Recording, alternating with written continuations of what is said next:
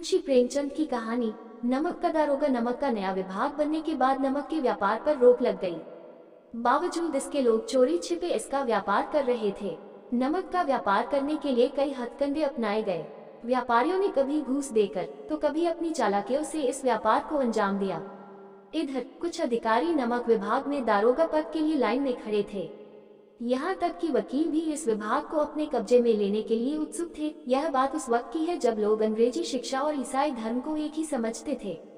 इस दौरान फारसी का भी ज्यादा प्रभाव था। प्रेम कहानियां और श्रृंगार रस के काव्य पढ़कर फारसी लोग ऊंचे पद हासिल कर लेते थे। इधर मुंशी वंशीधर भी जुलेखा की विरह कथा से निकलकर सीरी और फरहाद की प्रेम कथा के सहारे काम ढूंढने निकल पड़े थे। वंशीधर के पिता एक अनुभवी इंसान थे, इसलिए उन्होंने वंशीधर को घर की बिगड़ती आर्थिक दशा के बारे में बताया। उन्होंने कहा, बेटियां जवान हो रही हैं और मैं अब कितने दिन का मेहमान हूँ, कुछ नहीं कहा जा सकता। अब तुम्हें ही इस घर का बोझ संभालना है। वंशीधर के पिता ने उन्हें समझाते हुए कहा, नौकरी कैसी भी हो कर लेना, बस ये देखना कि तनख्वाह कितनी मिल रही है। नौकरी ऐसी ढूंढना जिसमें ऊपरी कमाई हो, क्योंकि महीने की तनख्वाह से घर की जरूरतें पूरी नहीं हो सकती। ऊपरी आय भगवान का आशीर्वाद है, जिससे जिंदगी के हर शौक पूरे किए जा सकते हैं और इसी से बरकत भी होती है। वंशीधर के पिता ने उन्हें आगे समझाया, यह बहुत समझदारी का काम है। पहले लोगों को देखो, उनकी जरूरतों को समझे और फिर मौके की तलाश में जुट जाओ। इसके बाद जो ठीक लगे वो करो। यह याद रखना कि जरूरतमंद व्यक्ति के साथ सख्ती से पेश आने में ही फायदा है। वंशीधर बहुत होशियार और सज्जन पुरुष थे। वो पिता की सारी बातें सुनकर मंजिल की ओर बढ़ चले। समय का पहिया आगे बढ़ा और देखते ही देखते वंशीधर नमक के दारोगा बन गए। नमक विभाग में दारोगा की नौकरी पाकर वंशीधर बहुत खुश थे। वंशीधर की तरक्की देख पड़ोसियों को उनसे जलन होने लगी। वंशीधर को नमक विभाग में 6 महीने भी नहीं हुए थे कि विभाग के अधिकतर लोग उन पर आंख मूंद कर भरोसा करने लगे थे। उन्होंने अपने काम और अच्छे व्यवहार से आला अफसरों की नजरों में बड़ा सम्मान पा लिया था। विभाग के अफसर भी उन पर बहुत भरोसा करने लगे थे, जबकि कुछ अफसर वंशीधर से जलते भी थे। सर्दियों का मौसम शुरू हो चुका था। वंशीधर के दफ्तर से कुछ दूरी पर जमुना नदी बहती थी, जिस पर एक छोटा पुल बना हुआ था। रात का समय था। नमक के सिपाही और चौकीदार नशे में मस्त थे। नमक के दारोगा मुंशी वंशीधर भी दफ्तर में आराम कर रहे थे। उन्हें अचानक कुछ गाड़ियों और मल्लाहों की आवाजें सुनाई दी। आवाज सुनकर दारोगा जी नींद से जागे। दारोगा जी के मन में सवाल आया कि आखिर इतनी रात में गाड़ियां नदी के पार क्यों जा रही हैं। दारोगा जी ने अपनी वर्दी पहनी और तमंचा जेब में रखकर पुल पर जा पहुंचे। वहां उन्होंने देखा कि कई गाड़ियां एक कतार में पुल पार कर रही हैं। उन्होंने कड़क आवाज में पूछा, यह किसकी गाड़ियां हैं? दारोगा जी की दहाड़ सुनकर वहां थोड़ी देर के लिए सन्नाटा छा गया। उनमें से किसी एक ने दारोगा जी को बताया, ये पंडित अलोपीदीन की गाड़ियां हैं। दारोगा जी ने पूछा, अलोपीदीन कौन है? वहां मौजूद लोगों ने कहा, अलोपीदीन दातागंज के हैं। यह सुनकर दारोगा जी चौंक गए, क्योंकि पंडित अलोपीदीन इस इलाके के जाने माने जमींदार थे और वह रोजाना लाखों रुपए का लेन देन करते थे। इस इलाके में हर छोटे बड़े शख्स ने उनसे कर्ज लिया हुआ था। पंडित अलोपीदीन का बहुत बड़ा व्यापार था। उन दिनों अंग्रेज अफसर शिकार खेलने उनके इलाके में आते और अलोपीदीन उनकी खातिरदारी करते थे। दारोगा जी ने सामान ढो रहे मजदूरों से पूछा, ये गाड़ियां कहाँ जाएंगी? एक मजदूर ने जवाब, कानपुर। जब मुंशी ने पूछा कि इसमें क्या है, तो वहां एक बार फिर सन्नाटा पसर गया। यह देख मुंशी जी का शक बढ़ने लगा। फिर दारोगा जी ने जोर देकर पूछा, क्या तुम सब गूंगे हो गए हो? मैंने पूछा इसमें क्या है। जब इस बार भी किसी ने कोई जवाब नहीं दिया, तो मुंशी जी गाड़ी में लदे सामान को देखने चले गए। उन्होंने देखा कि गाड़ियां नमक से भरी हुई हैं। इस घटना की सूचना जैसे ही पंडित अलोपीदीन को मिली, वो लिहाफ ओढ़े दारोगा के पास खड़े हो गए और बोले, दारोगा साहब, ऐसा क्या अपराध हो गया हमसे कि गाड़ियों को आगे जाने नहीं दिया जा रहा है? दारोगा वंशीधर ने कहा, यह सरकारी आदेश है। इस पर पंडित अलोपीदीन बोले, आप ही हमारी सरकार हैं और हम किसी सरकार को नहीं जानते। यह तो आपका और हमारे घर का मामला है। हम कभी आपसे बाहर हो सकते हैं क्या? आपने बेवजह तकलीफ उठाए। अलोपीदीन ने आगे कहा, ऐसा हो नहीं सकता कि इधर घाट से जाएं और आपकी सेवा न करें। मैं तो खुद आपकी सेवा करने के लिए आ रहा था। लेकिन वंशीधर पर पंडित अलोपीदीन की बातों का कोई असर नहीं हुआ।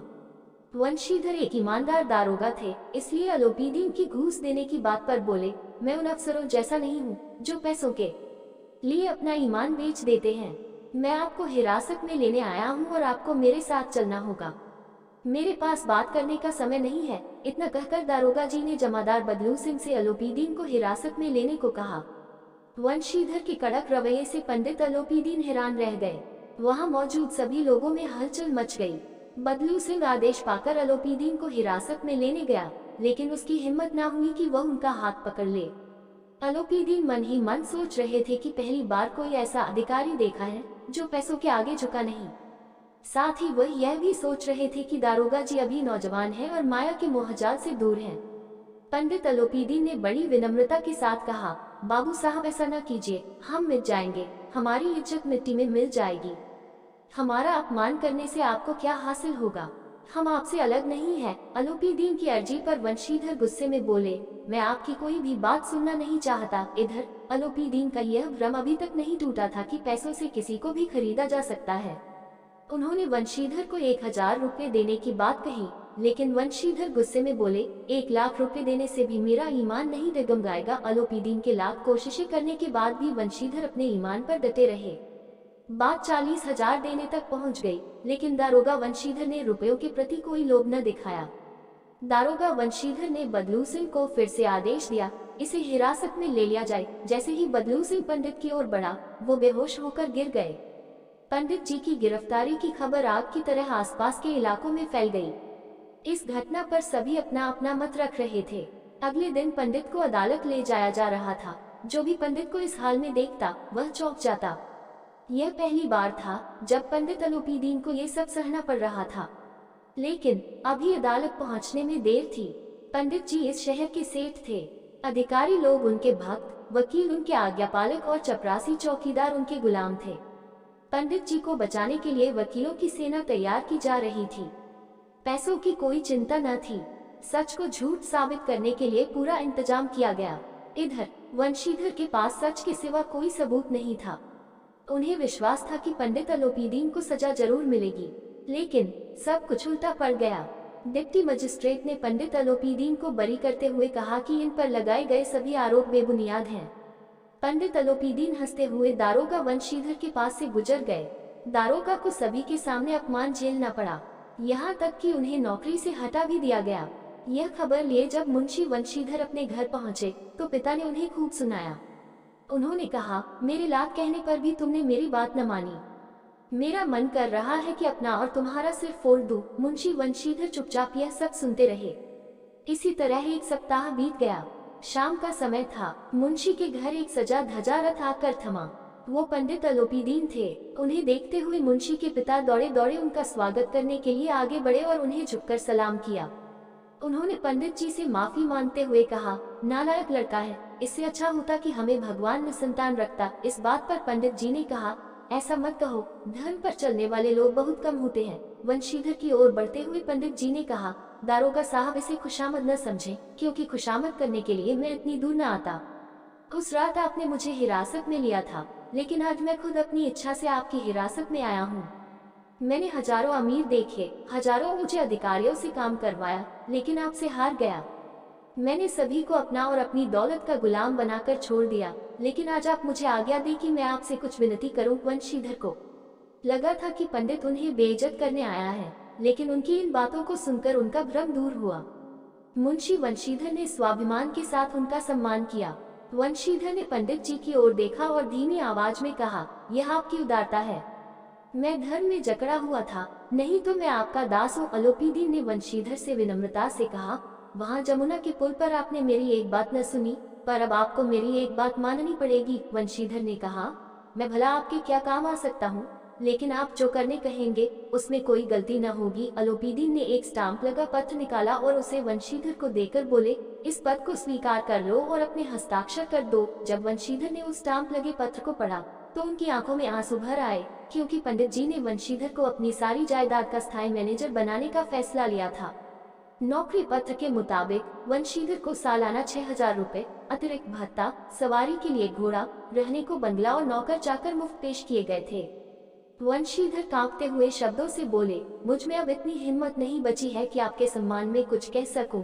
लेकिन मैं ऐसे ऊंचे पद के लायक नहीं हूँ। अलोपीदीन हंसते हुए बोले, मुझे इस समय तुम्हारे जैसे एक अयोग्य शख्स की ही जरूरत है। वंशीधर ने गंभीर होते हुए कहा, वैसे तो मैं आपका दास हूँ। आप जैसे महान और सज्जन पुरुष की सेवा करना मेरे लिए सौभाग्य की बात है, लेकिन मुझ में न तो समझ है और न ही शिक्षा जो इन कमियों को पूरा सके।